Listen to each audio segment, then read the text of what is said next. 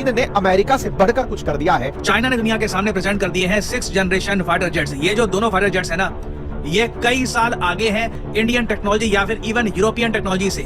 ऐसे fighter jets अभी तक यूएस ने भी डेवलप नहीं की। कुछ तो मामला है, क्योंकि ये साधारण चीज नहीं है जो आकाश में उड़ रही है, जो आज तक नहीं, जिस तरह की डिजाइन अब तक नहीं बनी, उस तरह का अगर कोई फाइटर जेट उड़ा है तो निश्चित ही ये नई श्रेणी का फाइटर जेट है। ऑलरेडी 5th जनरेशन के फाइटर जेट्स दुनिया भर में आ चुके हैं, ऐसे में ये 6th जनरेशन का फाइटर जेट। बिस्मिल्लाहिर्रहमानिर्रहीम, अस्सलाम वालेकुम नाजरीन, तारीख की दुनिया में खुशामदीद। नाज़रीन, बात करते हैं चीन के एक नए शाहकार की। पहले ये होता था कि टेक्नोलॉजी के मैदान में अमेरिका बहुत ही ज्यादा आगे होता था। कोई नया वेपन या कोई फाइटर जेट हो या कोई बॉम्बर हो, अमेरिका इसे दिखाकर दुनिया को हैरान कर देता था। लेकिन नाज़रीन, अब ये ठेका चीन ने ले लिया है। चीन ने रिसेंटली अपने 2 नए एयरक्राफ्ट की पहली परवाजों से दुनिया को हैरान कर दिया है। चीन के 2 ये नए एयरक्राफ्ट 6th जनरेशन एयरक्राफ्ट हैं, जिसके साथ ही 6th जनरेशन एयरक्राफ्ट बनाने वाला चीन दुनिया का पहला मुल्क बन गया है। चीन ने पहले अपने डायमंड शेप एयरक्राफ्ट की फ्लाइट टेस्टिंग की, जिसे J-36 का नाम दिया जा रहा है। इसका डिजाइन गैर रवायती किस्म का है, इसकी शेप डायमंड तर्ज की है और इस एयरक्राफ्ट को फाइटर बॉम्बर कहा जा रहा है। यानी ये 2 रोल कर सकता है, फाइटर जेट का भी और बॉम्बर का भी। नाज़रीन, इस एयरक्राफ्ट में 3 एयर इनटेक्स मौजूद हैं, जो कि ये इशारा देते हैं कि इसमें 3 इंजन मौजूद हैं। इसके 2 एयर इनटेक्स इस एयरक्राफ्ट के निचले हिस्से में है, जबकि तीसरा इसके ऊपर वाली साइड पर है। और नाज़रीन, अब ये चीन का एयरक्राफ्ट इंतहाई पावरफुल है, जो इस चीज की तरफ इशारा देता है कि इस एयरक्राफ्ट की रेंज, इसकी स्पीड और परफॉर्मेंस काफी ज्यादा बेहतरीन होने वाली है। इस एयरक्राफ्ट की जो सबसे अहम खसूसियत है, जो इसे 5th जनरेशन तैयारों से अलहदा करती है, वो है इसका फुल स्पेक्ट्रम या ब्रॉड स्पेक्ट्रम स्टेल्थ खसूसियात, जो कि रडार को इस एयरक्राफ्ट को ढूंढने की सलाहियत को मजीद कम कर देती है। यानी बहुत ज्यादा फ्रिक्वेंसी पर भी ये एयरक्राफ्ट रडार में नजर नहीं आता। जो नाज़रीन 5th जनरेशन एयरक्राफ्ट है, उनके बारे में यही कहा जाता है कि ये स्टेल्थ एयरक्राफ्ट हैं, ये रडार में नजर नहीं आते। लेकिन ये aircraft high frequency radar, fire control और टारगेटिंग सिस्टम से अपने आप को बचाते हैं। लेकिन ये 5th जनरेशन तैयारे अपने आप को लो फ्रिक्वेंसी रडार से नहीं बचा सकते, जैसे कि VHF और UHF बैंड से। यही वजह है कि आजकल के जदीद एयर डिफेंस सिस्टम ये दावा करते हैं कि इनके air defence system 5th generation तैयारों को भी आसानी से डिटेक्ट कर सकते हैं। लेकिन नाज़रीन, चीन का ये नया 6th जनरेशन एयरक्राफ्ट इन जदीद एयर डिफेंस से भी आसानी से बच निकलने की सलाहियत रखता है। ब्रॉड स्पेक्ट्रम स्टेल्थ टेक्नोलॉजी अभी तक B-2 और B-21 जैसे बम्बार तैयारों में ही यूज हो रही थी, जो कि अमेरिका के एयरक्राफ्ट हैं, जो कि हेवली डिफेंडेड एयर स्पेस में भी डीपेनिट्रेशन मिशन करने की सलाहियत रखते हैं। लेकिन नाज़रीन, चीन ने इस एडवांस स्टेल्थ टेक्नोलॉजी को फाइटर जेट्स में भी इंटीग्रेट करना शुरू कर दिया है। चीन के ब्रॉड स्पेक्ट्रम स्टेल्थ की फाइटर में इंट्रोडक्शन करने से अब होगा ये कि ग्लोबल स्टेल्थ रेस भी बढ़ जाएगी। चीन के J-36 की बात की जाए तो 2017 में पहली दफा ये खबर सामने आई थी कि चीन ने 6th जनरेशन एयरक्राफ्ट पर भी काम शुरू कर दिया है। चीन के J-20 फाइटर जेट के डिजाइनर ने कहा था कि चीन का ये 6th जनरेशन तैयारा, जो आप साइंस फिक्शन मूवीज में इमेजिनेशन करते हो, उन्हें भी क्रॉस करेगा। ये इतना हैवी किस्म का फाइटर जेट होगा। चीन के 36 के डिजाइन से मालूम होता है कि ये J-20 की निस्बत बहुत ही ज्यादा फ्यूल और वेपन कैरी करने की सलाहियत रखता है। नाज़रीन, वेस्टर्न इंटेलिजेंस एजेंसी ने चीन के इस एयरक्राफ्ट को JXX प्रोग्राम का नाम दिया था, जब अब ये एयरक्राफ्ट सामने भी नहीं आया था, न इसकी कोई तस्वीर सामने आई थी। तब वेस्टर्न टेक्नोलॉजीज का मानना था कि चीन ऐसा एयरक्राफ्ट बना रहा है जो टैक्टिकल बॉम्बर या फाइटर बॉम्बर के तौर पर काम करेगा। और यूएस इंटेलिजेंस का कहना था कि चीन का ये H-20 के बाद दूसरा स्टेल्थ बॉम्बर है और ये लॉन्ग रेंज स्ट्राइक्स कर सकता है और न्यूक्लियर वेपन्स की डिलीवरी भी कर सकता है। नाज़रीन, चीन ने J-30 के टेस्ट के कुछ घंटों बाद अपने एक और 6th जनरेशन जहाज का टेस्ट किया है, जो कि J-36 की निस्बत काफी ज्यादा मुख्तलिफ है। जहाँ J-36 में 3 इंजन लेआउट हैं, जबकि इसमें 2 इंजन हैं और ये J-36 के मुताबिक साइज में भी छोटा है, लेकिन ये भी tailless advanced stealthy design है।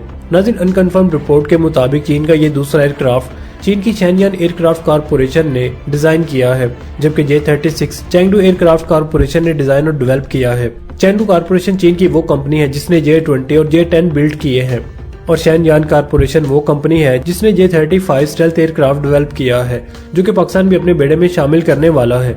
नाज़रीन, चीन के इस एयरक्राफ्ट के बारे में ज्यादा कुछ रिवील नहीं किया गया, लेकिन इसके डिजाइन से अंदाजा लगाया जा सकता है कि ये भी multi role fighter jet platform है, जो कि एयर स्पेरिटी और J-36 की निस्बत कम फासले वाले मिशन के लिए बहुत ही ज्यादा मौसर होगा।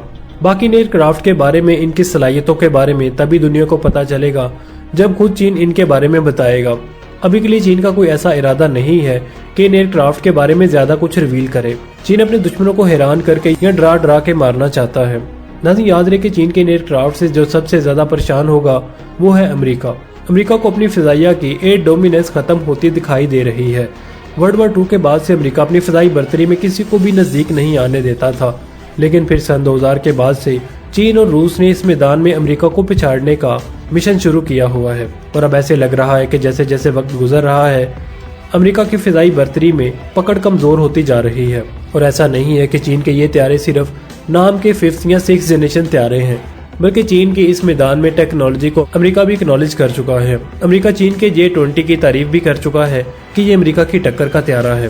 और नाज़रीन, याद रहे कि अमेरिका भी 6th जनरेशन फाइटर जेट्स पर काम कर रहा है, लेकिन ऐसा लग रहा है कि अमेरिका भी इस प्रोजेक्ट को मुकम्मल करने से काफी ज्यादा दूर है।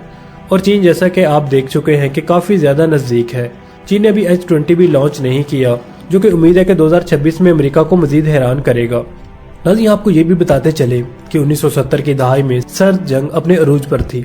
अमेरिका ने अपना B-1 लॉन्चर बमबार जहाज बनाना शुरू कर दिया था, जो कि एक सुपरसोनिक बॉम्बर एयरक्राफ्ट था, जो कि रूस के लिए काफी ज्यादा खतरा बन सकता था। रूस को अपनी फिजाई बर्तरी बरकरार रखने के लिए एक ऐसे जहाज की जरूरत थी जो कि B-1 लॉन्चर से भी ज्यादा ताकतवर हो।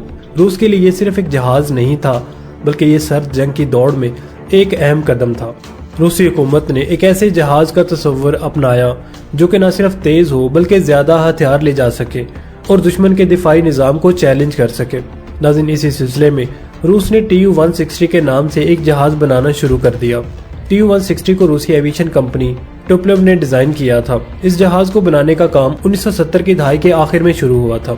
रूसी इंजीनियर्स ने इस जहाज को वेरिएबल स्वेप विंग के साथ डिजाइन किया था, जिसकी वजह से ये जहाज हर किस्म के मौसम और हालात में परवाज कर सकता है। इसका पहला प्रोटोटाइप 1981 में तैयार हुआ और 18 दिसंबर 1981 को इसने अपनी पहली परवाज भरी। नाज़रीन, ये जहाज अपनी खूबसूरत सफेद रंगत की वजह से व्हाइट स्वान के नाम से मशहूर हुआ। Tu-160 दुनिया का सबसे बड़ा, सबसे तेज और सबसे ज्यादा हथियार ले जाने वाला सुपरसोनिक बमबार जहाज है। Tu-160 2220 किलोमीटर फी घंटे की रफ्तार से परवाज कर सकता है, जो कि आवाज से 2 गुना तेज है। इसकी अगर रेंज की बात की जाए तो ये जहाज 12300 किलोमीटर तक बगैर रुके परवाज कर सकता है, जिसकी वजह से ये दुनिया के किसी भी कोने में हमला कर सकता है। और इसके हथियारों की सलाहियत वो भी कमाल की है। Tu-160 40,000 किलोग्राम तक के हथियार ले जा सकता है, जिसमें क्रूज मिसाइल्स, न्यूक्लियर बॉम्ब्स और दीगर जदीद हथियार शामिल हैं। और इसके जो वेरिएबल स्विफ्ट विंग्स हैं वो इस जहाज की परवाज करने के दौरान ही तब्दील किए जा सकते हैं, मतलब कि इन्हें आगे पीछे किया जा सकता है, जो इसे हर किस्म के मौसम और हालात में परवाज करने की सलाहियत देता है। नाज़रीन, इस एयरक्राफ्ट में पायलट की हिफाजत के लिए जदीद तरीन निज़ाम मौजूद है, जिसकी वजह से ये दुनिया के सबसे महफूज बॉम्बर एयरक्राफ्ट में शामिल होता है। Tu-160 को बनाने का बुनियादी मकसद अमेरिका के बॉम्बर एयरक्राफ्ट से मुकाबला करना था। रूस चाहता था कि इसके पास एक ऐसा जहाज हो जो न सिर्फ तेज हो बल्कि ज्यादा हथियार ले जा सके और दुश्मन के दिफाई निजाम को चैलेंज कर सके। नाज़रीन, इस जहाज को न्यूक्लियर ट्राइड का एक अहम हिस्सा बनाया गया है, जिसका मतलब है कि ये जहाज जमीन, समंदर और फिजाई हमलों में न्यूक्लियर वेपन इस्तेमाल कर सकता है। Tu-160 को 1980 की दहाई में बनाया गया था, लेकिन रूस ने इसे जदीद तरीन टेक्नोलॉजी के साथ अपग्रेड किया था। 2018 में रूस ने Tu-160 M2 का नया वर्जन मुतारफ करवाया, जिसमें जदीद तरीन एवियोनिक्स, कंप्यूटर सिस्टम्स और वेपन सिस्टम्स शामिल हैं। रूस का मंसूबा है कि Tu-160 को हाइपरसोनिक मिसाइल्स ले जाने के लिए तैयार किया जाए, जो कि इसे और भी ज्यादा खतरनाक बना देगा। नाज़रीन, Tu-160 सिर्फ एक जहाज नहीं है, बल्कि ये रूस की फिजाई ताकत का एक इलामती निशान है। ये जहाज न सिर्फ रूस की फौजी ताकत को जाहिर करता है, बल्कि ये दुनिया को भी याद दिलाता है कि रूस किसी भी दुश्मन का मुकाबला करने के लिए तैयार है। अगरचे ये जहाज 1980 की दहाई में बनाया गया था, लेकिन इसकी जदीद कारी की वजह से ये आज भी दुनिया के सबसे खतरनाक बमबार जहाजों में से एक है। नाज़रीन, उम्मीद है आपको हमारी आज की वीडियो पसंद आई होगी और इस वीडियो ने आपकी नॉलेज में काफी ज्यादा इजाफा किया होगा। अगर वीडियो पसंद आई तो इसे लाइक और शेयर करने के साथ साथ अपने दोस्तों के साथ इसे जरूर शेयर कीजिएगा और कमेंट सेक्शन में अपनी कीमती राय का इजहार जरूर कीजिएगा। मिलते हैं नेक्स्ट वीडियो के साथ, तब तक के लिए आमिर सुहेल को इजाजत दीजिए। अल्लाह निगहबान।